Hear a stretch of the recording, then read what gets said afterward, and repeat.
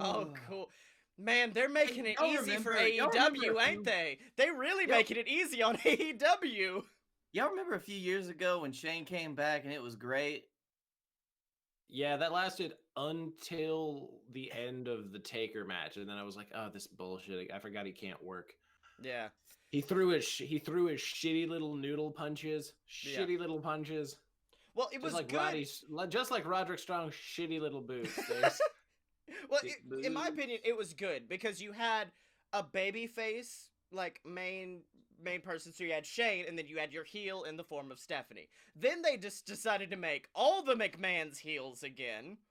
And now we're in this weird fugue state where Shane McMahon is just the worst human being on the planet. He's taking over Baron Corbin's spot is the worst thing about wrestling this year. Hey guys, I want you to know that from this Raw on, everything's going to be different. We're putting the power in our fans' hands. And then got worse. It got so much worse. I love how everybody that's not in the WWE, thanks to John Moxley, is just shitting on the Aries Spears just came out. It was just like, I told Vince McMahon before I left that he was insulting his fans' intelligence. Batista's come out and is just like, it's a tedious process that got way worse. Just like everybody is just like steaming just like loads of shell of the WWE creative process. Do you think this is like Moxley was probably the catalyst for it, and I'm interested it's because of like the culture that we live in now where it's a lot more okay for people to just be like, yeah, this is the shit that went down and I need to tell somebody about it. I think it's more of a thing. So like the real catalyst for it, I'm pretty sure was Punk, because before Punk, like a main like high end superstar hadn't really like just come out and been like, here's all the horrible shit that happened during my time there. But like, but I think it's different because even though he did straight up bury like WWE, Moxley was like, Moxley did it more articulate because Moxley didn't do it from like a I'm bitter part. No. I feel like so that was the thing that set it up that you could do it maybe, and then Moxley was like, no, you should do it. Like it's not bitter. It's not whatever you're trying to like bring to light so that maybe we can change this place for the better one day. I think that spoiler, you can't. No, not until Vince is gone. Vince ain't leaving. No, he ain't. He's gonna be there until the day that football takes him to the grave. Scotty, I need your TNT login. my TNT, like, okay, I'll find a way to do that.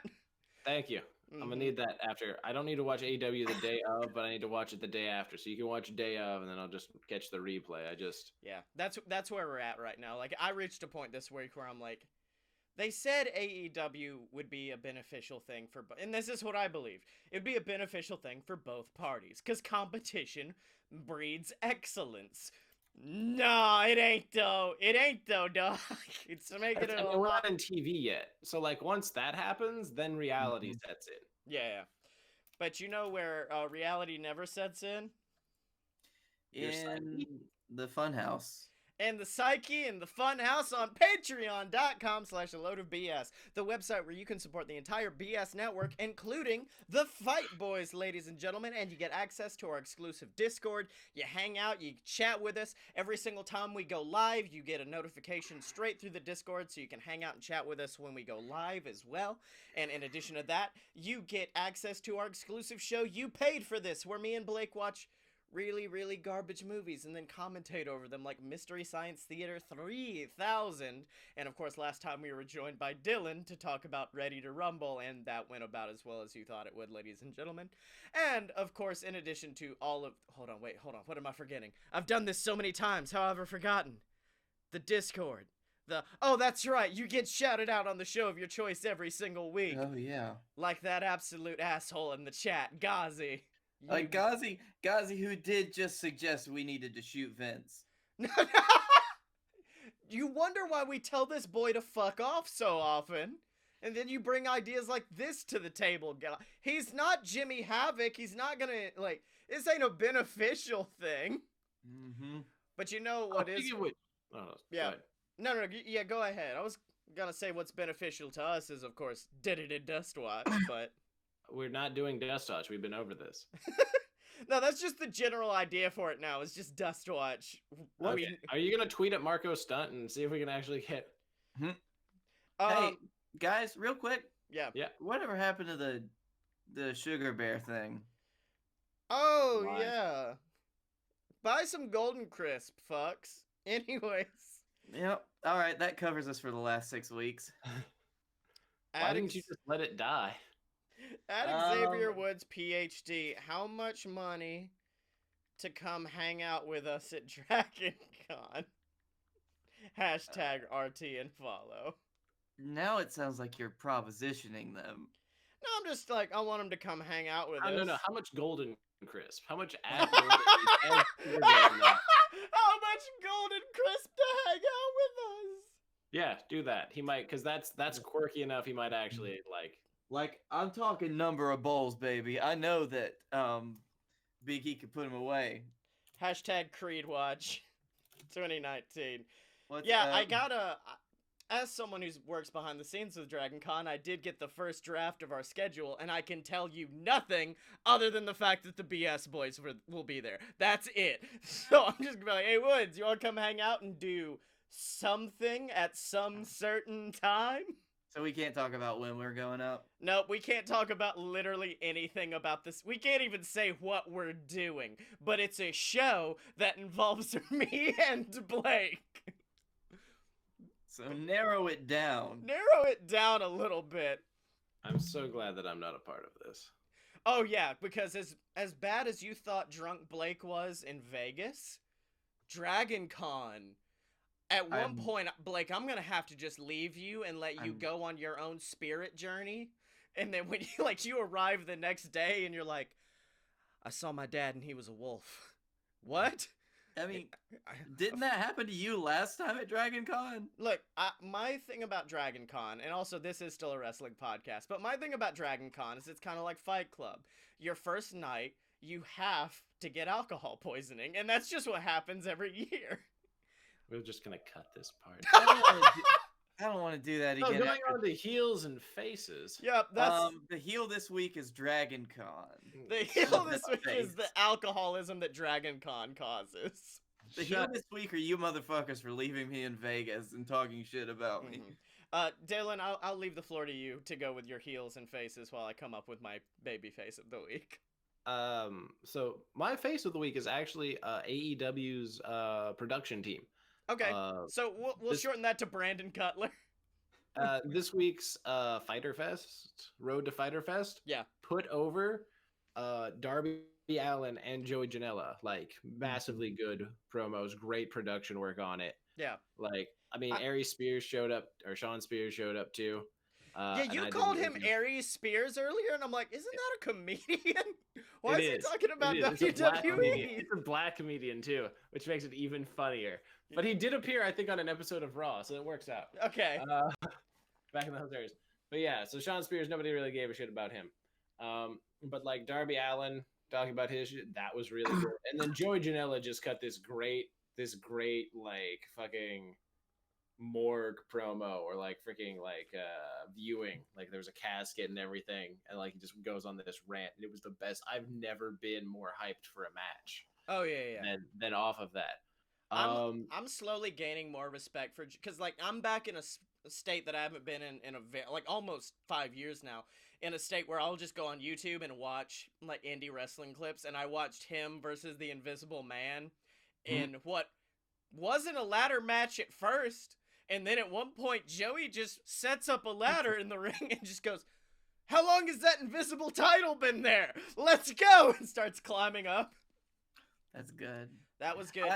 Another one. Just I'm really sad that I'll never see Joey Janela versus Kota Ibushi in like a DDT style match. Oh yeah. Man. Another just off topic really quickly. Another match I watched with my wife and child.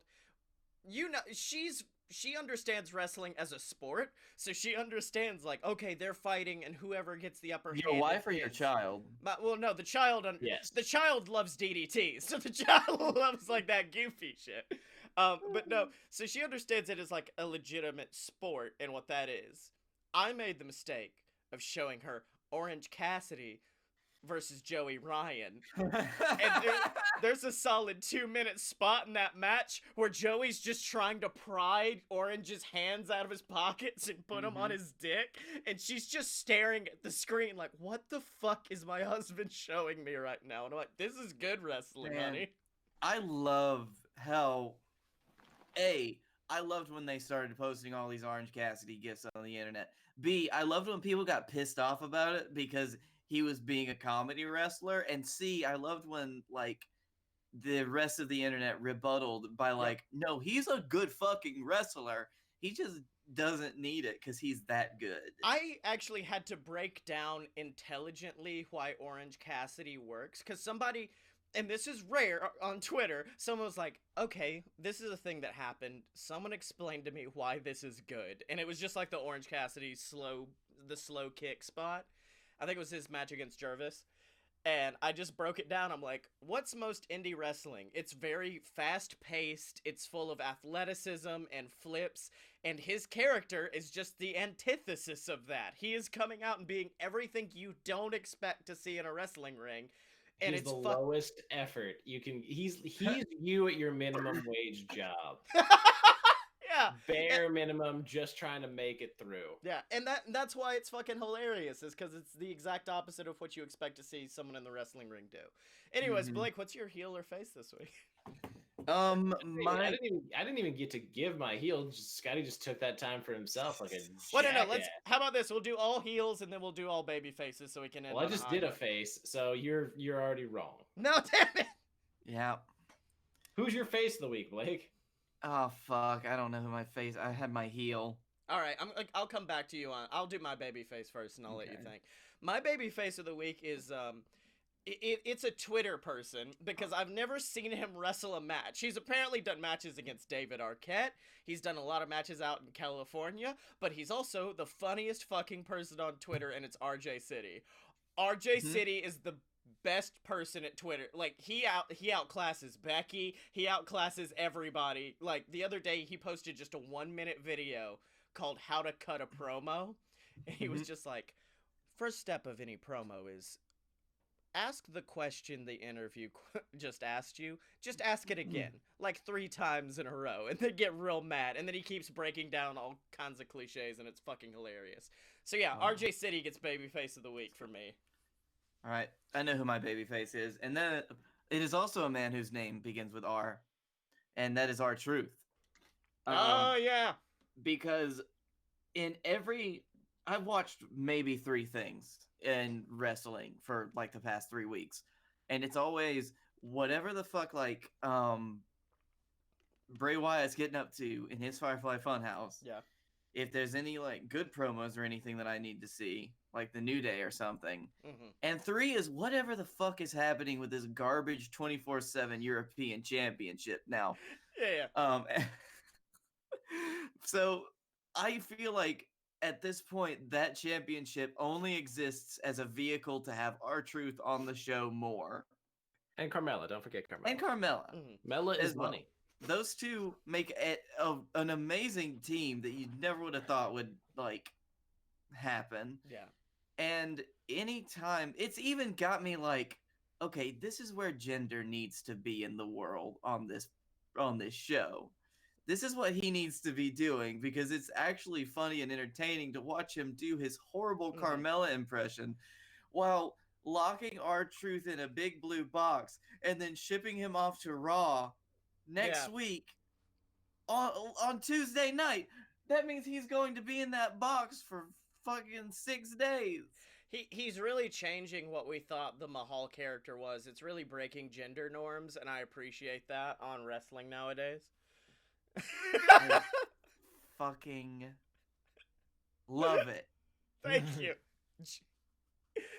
Oh, okay. Also, when you said, firstly, my favorite thing to come out of the R-Truth bullshit this week was there was a photo taken of him in the airplane bathroom after winning the title back, fist bumping the title, like, yeah, I won you back. And WWE posted like, that's a weird thing to happen with a championship. And the Hurricane retweeted it with the caption, that's not the worst thing that's ever happened to a title. And that's it. I'm like, you're employed by them now, Shane. You can't do this anymore. Apparently he can. Yeah. And, I mean, he was vague enough about it that you have to be the one that draws the conclusion. Then he's like, oh, the jizz. Yeah, it's on par with the don't get all rated R like your boy Xavier Woods. You've got to put the pieces together. They just put him on the table. But when you said that your babyface was also starting with R, I thought you were going to say R.D. Evans, because ever since he got released from WWE, all he's been doing is posting, basically making fun of when Cody got released and made the list of like, I want to face this guy, and I want to be in Bola and be in Bullet Club. He released a list similar, and at the bottom was a grocery list, and there was only one name, and it said Orange Cassidy, and it was the only thing. And so he's been releasing a series of videos where it's him like talking to Jimmy Jacobs about writing and stuff like that, and all of it's coming back to how bad he wants to fight Orange Cassidy. Well, they just announced today that he has been booked against Orange Cassidy for a championship match somewhere in like Massachusetts, I think, and I cannot wait to see that shit. Because nice. R.D. Evans was probably one of the most underrated comedy wrestlers of, like, our era. Like, the Archibald Peck shit in Chikara was the best. Him versus Chuck in... I can't remember what year it was, but it was Chuck Taylor and Archibald Peck. I'm gonna drown you. Yeah, they're fighting around this massive arena, and it's not a massive arena. It's a fucking bingo hall, literally. It's yeah. And Chuck drags Archibald up to a painting, and he just screams, "I'ma drown him!" and then throws Archibald at the lake in the painting.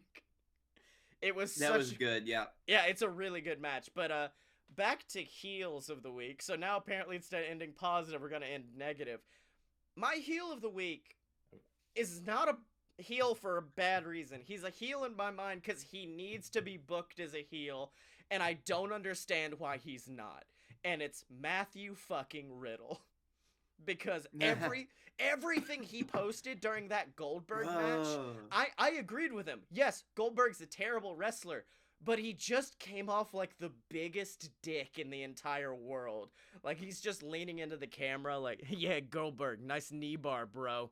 Come on, man, fuck off. And then, like, at the end of... They made him take down the video where he was like, what I tell you, Goldberg?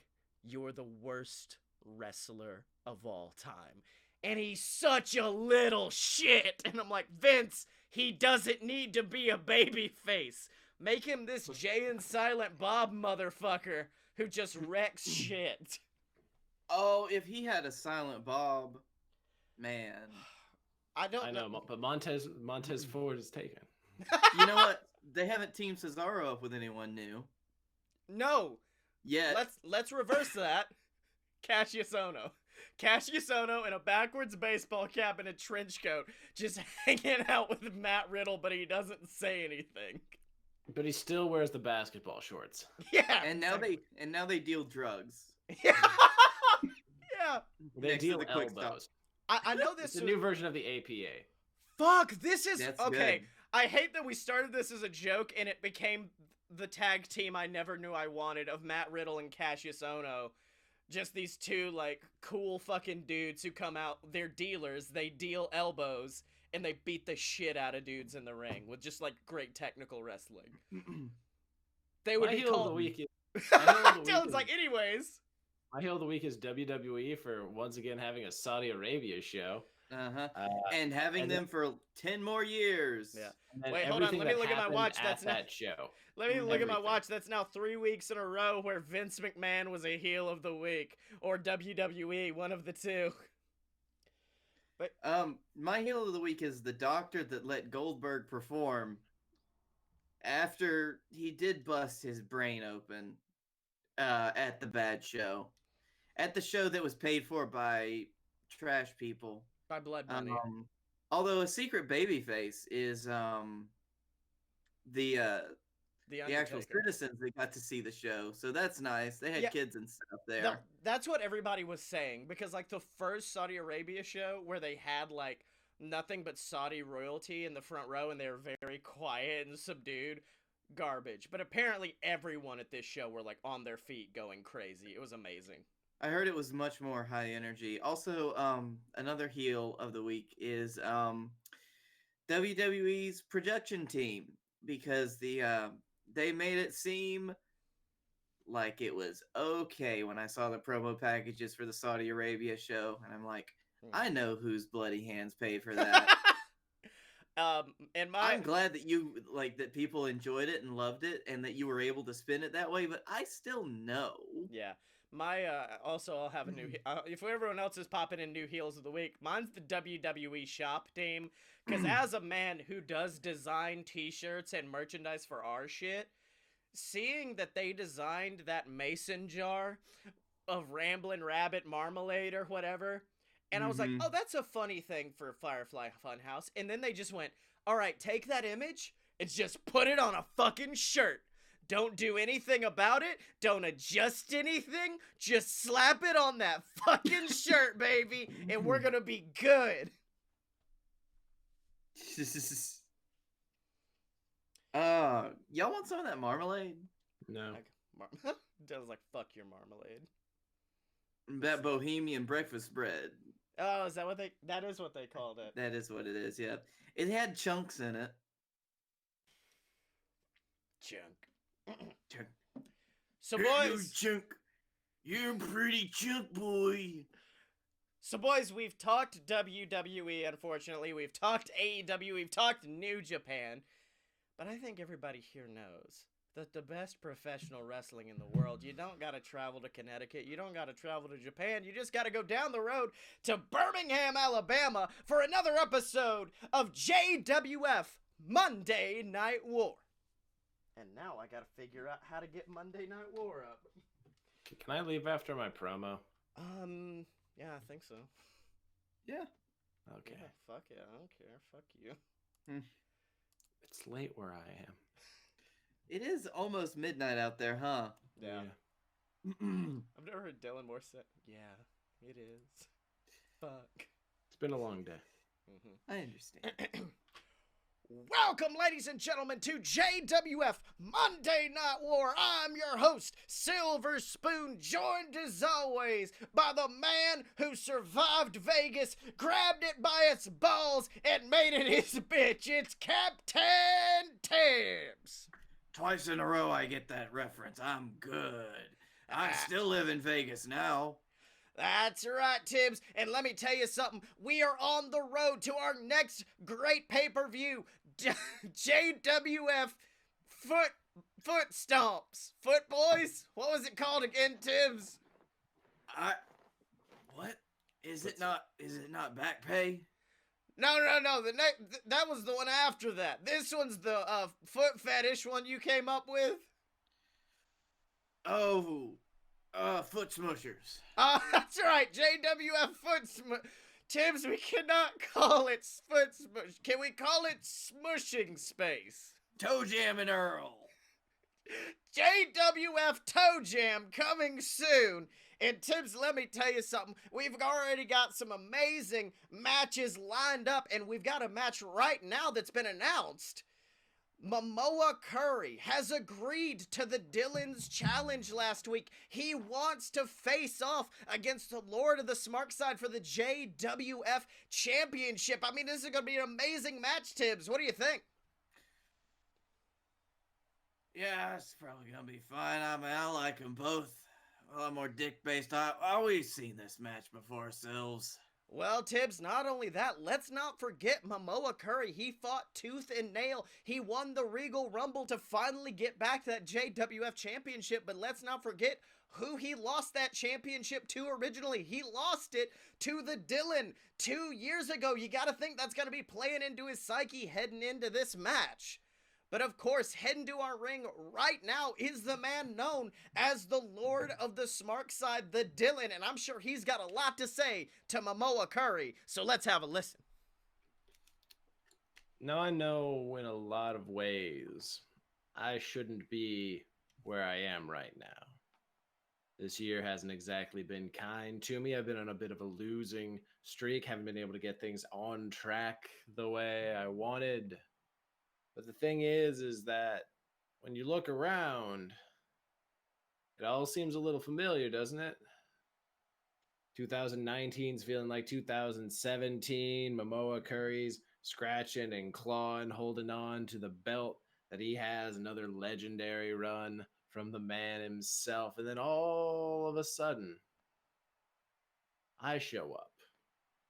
An unknown before, well known now. And while I might be down, I'm not out. If I was able to end a 3-year streak of Momoa Curry, what do you think I'm going to do now?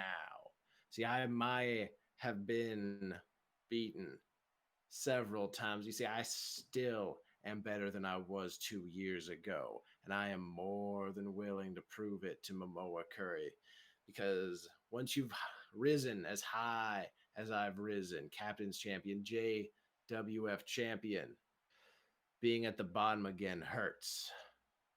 And the only way to rise up, the only way to ascend back to my rightful place in this company is the same way I did it 2 years ago, through Momoa Curry.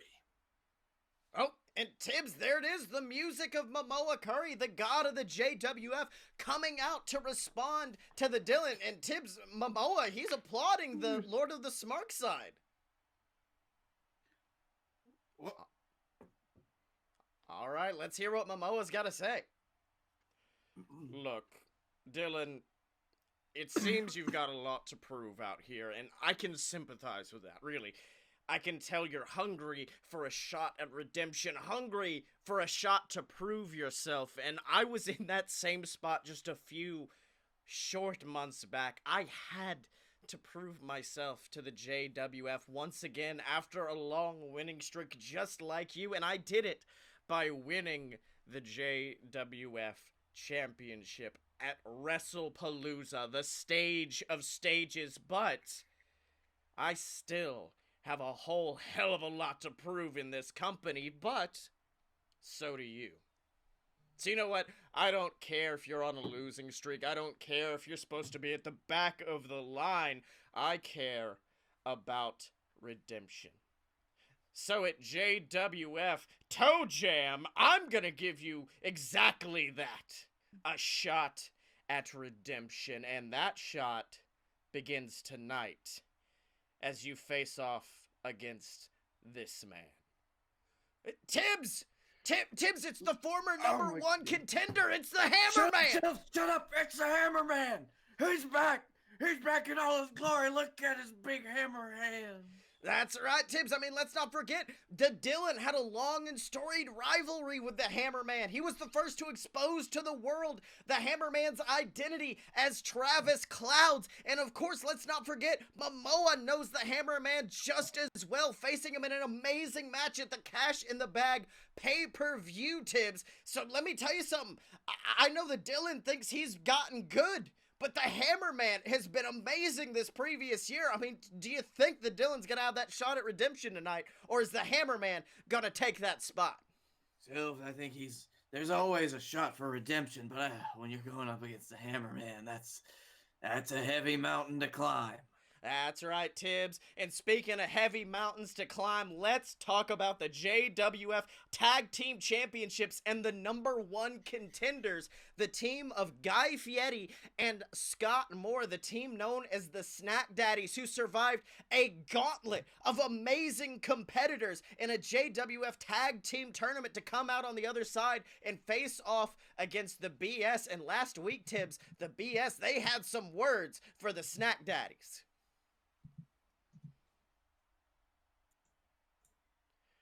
Tibbs, what did you think about it? I mean, Scotty Moore, he disrespected his father in the ring, called him less than a man. I mean, you've got a son in wrestling. How did that make you feel?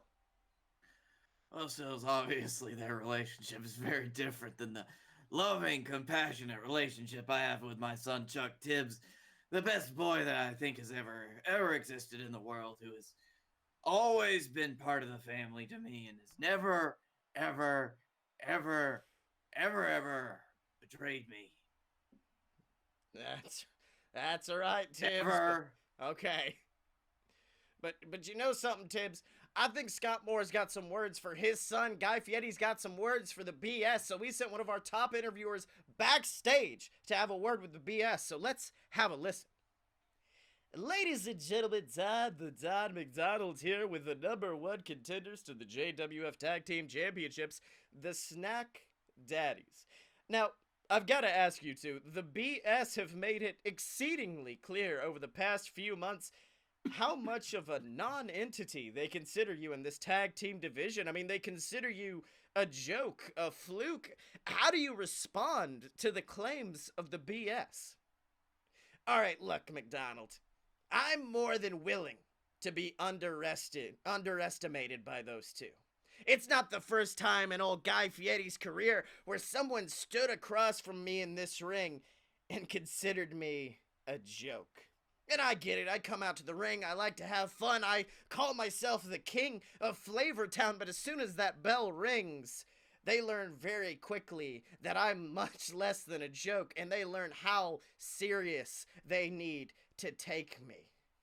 But you see, the underestimation of the BS, that underestimation, that's going to lead me to the same place it's led me in the past. I became a former JWF Tag Team Champion because of that kind of underestimation. I became a 2-time King of the Steel City because of that underestimation. I made my mark in this company by stomping on the backs of those that underestimate me. And me and Scott are going to do the same thing to the BS when we steal those JWF titles away from them at JWF Toe Jam. Well, those are some excellent words, Mr. Fieri, but to be honest with you, I'd like to have a word with Scott. Now, Mr. Moore, last week, your son, Scotty, he made this rivalry personal when he declared you a failure as a father, as a role model, even going so far as to say that you're not a man at all. How do you respond to your son's accusations? Well, I'd be lying if I said everything that my son said last week didn't hurt, but you need to understand I did everything for him to get where he is today. I did everything to make sure he ended up exactly where he wanted to be. I paid for the wrestling training. I stayed up late with him to help him learn his moves. I even helped him win the JWF Tag Team Championships a few years back. And as always, he returned that love, that passion that I have for my son. He returned it with hate, with vitriol. And you know, I used to be in a place, McDonald, where I grinned and I bared it, but I can't anymore. You know, they say you're supposed to love your child unconditionally, no matter what they do, no matter who they become. You're supposed to return those feelings with love. But I'm gonna be honest, I don't love what my son has become. What he's had to do to get where he is. And it's for that reason that I'm gonna remind Scotty Moore that I brought his ass into this world, and I damn sure can take him out of it. Well, Tim certainly seems like Mr. Moore. He had some words for Scotty right there. And I don't know, this rivalry is heating up like wildfire, Tibbs. You know, Sills, last week Scotty Moore said that his father wasn't a man, said that he wasn't always there to teach him the hard lessons. I don't know about that, Sills, because I think Scott Moore is about to teach the hardest lesson a father can to a son, and that is death. Oh, okay then, Tibbs. Gonna have a murder in the middle of the ring, then that's fine. But before we have to clean up the blood out of that ring, let's focus on our main event of the evening as the Dylan faces off against the Hammerman ahead of his headlining match at the Toe Jam pay-per-view. And Tibbs, let me tell you something. As these two men make their way to this ring, who have you got? Who do you think's going to come out of this victorious? Silv, do you even have to ask? The Dylan, he's been on such a streak, a downward mobility streak recently. I know he's tried to turn his ways around, but he's just not been able to bring that fire, that passion, that hatred, that dick punch goodness. So I'm giving it to the Hammerman, my boy.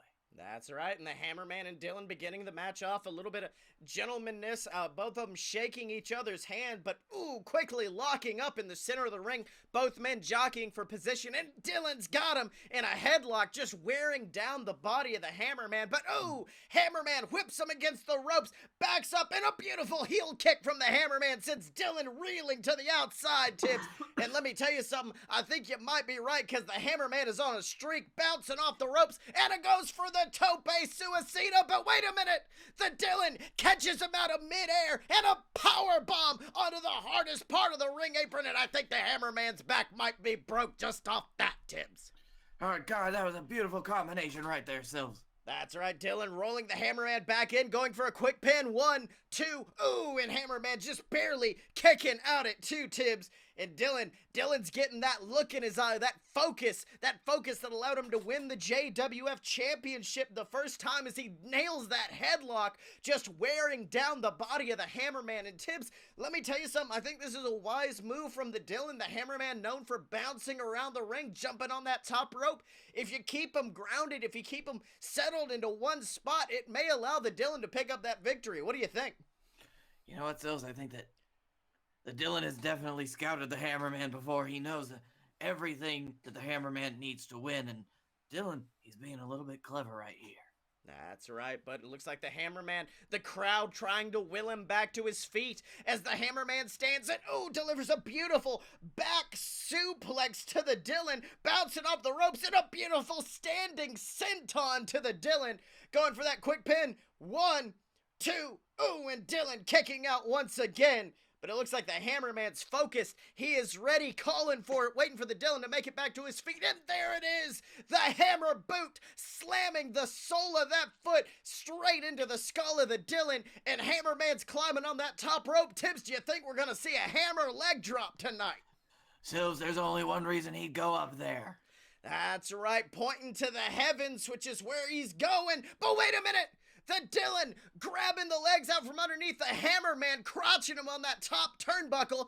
And wait a minute, looks like the Dylan's got him, leaning him over his shoulders, picking him up, and the Dylan's got him primed. He's got him ready for a little total destruction, cracking the skull of the Hammerman against the back of the knee, going for the pin. 1, 2, 3. And ladies and gentlemen, with that act of total destruction, the Dylan has made it clear that he is ready to take on Momoa Curry, that he is ready for redemption at Toe Jam. What do you think, Tibbs? I am utterly impressed, Sills. I'm surprised. I didn't think it would come out of nowhere just like this, but there it is. The Dylan is victorious. That's right. Now, what, Tibbs? Tibbs, did you not pay the light bill? The lights are shut off. Uh-oh. Oh, but wait a minute, the lights are back on, and there they are, Mojo Gruff, the Demon Honeypot. I mean, we saw the Dylan face off against these two at the last pay-per-view. Do you think they still have some unfinished business with the Lord of the Smart Side, Tibbs? No, you already killed him. Why are you coming back for that which is dead? That's right, both of them approaching the Dylan. But wait a minute! Honeypot turning around, grabbing the Hammerman by the throat, slamming him into the ground with a choke slam, and now Mojo Gruff going after the Hammerman, assaulting him as Honeypot catapults Dylan out of the ring. What are they doing to the Hammerman, Tibbs? I don't know. This is just indescribable. There's no reason they should be attacking him. That's right, the Voodoo Man from the Bayou, looking enraged as he just decimates that masked man known as the Hammerman. Do you think this may have been who he was referencing last week? The man who had denied his family, the man behind the mask. All signs point to the Hammerman. But wait a minute. Honeypot's got him once again, picking him up, and oh my God, a beautiful choke breaker, just slamming the body of the Hammerman over the knee of Honeypot as Mojo climbs to the top rope, and there it is, the Bayou Dive. Tibbs, the Hammerman looks broken, beaten. We need to get a medical team out here. Somebody get security too. That's right, Tibbs. So I guess we know who the Hammerman is being targeted by Mojo Gruff. But in order to find out what happens next with them, what happens next with the Dylan, and what happens next with the tag team champions, you're going to have to tune in next time to JWF Monday Night War.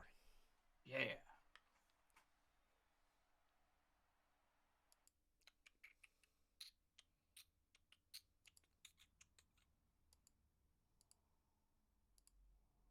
Sorry, give me a minute. I'm having to adjust something. There we go.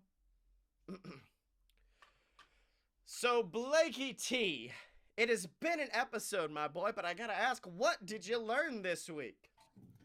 I learned that your daughter's first words were, "Ooh, pretty lady, mom." Pretty lady, mama. And I learned that the only perfect 10 in stand-up comedy is, of course, Aries Spears, ladies and gentlemen. So Dylan can be found on Twitter at Dick and Stormy. Blake, where can they find you? You can find me at Blake A. Tanner on Twitter. You can find me at the Darkroom Vidya on YouTube. That's Darkroom, DARKROMVIDYA. You can also find me on the Sick Boy Corner because my throat's scratchy. And you can also find me on Twitter at ScottyMo. That's SCOTTYEMO. I've got our stream set up now to where we actually stream live to Twitch, and we also stream live to Periscope. So if you follow me at ScottyMo or at Fight Boys Show, we actually are going to stream straight to there, so you guys can just be on your Twitter, go to the top, and then Fight Boys will be waiting there whenever we go live, ladies and gentlemen. So make sure to check that out. Check out all the other shows online at aloadofpurebs.com, ladies and gentlemen. We've got A Load of BS, which is returning after I'm coming off of my long paternity leave that happened before I had the baby. And of course, when we went to Vegas? Yeah, the Vegas paternity leave is what that is. And of course, remember to support the show, whether that be on Patreon or by picking up merch. But if we can't do that, we understand. Just leave us a review on iTunes, subscribe to the YouTube channel. We got a lot of fun stuff coming out for you over there, ladies and gentlemen. And as always, you can find us at aloadofpurebs.com. Step up to the merch table at merch.aloadofpurebs.com. Find us on Facebook, donate to the Patreon, subscribe on YouTube, and remember to follow us on Twitter at Fight Boys Show, Chuck Taylor, because when you're a fight boy, you're a fight boy for life. Yay. We did it. I am covered in sweat. Bye, Twitch. We love you.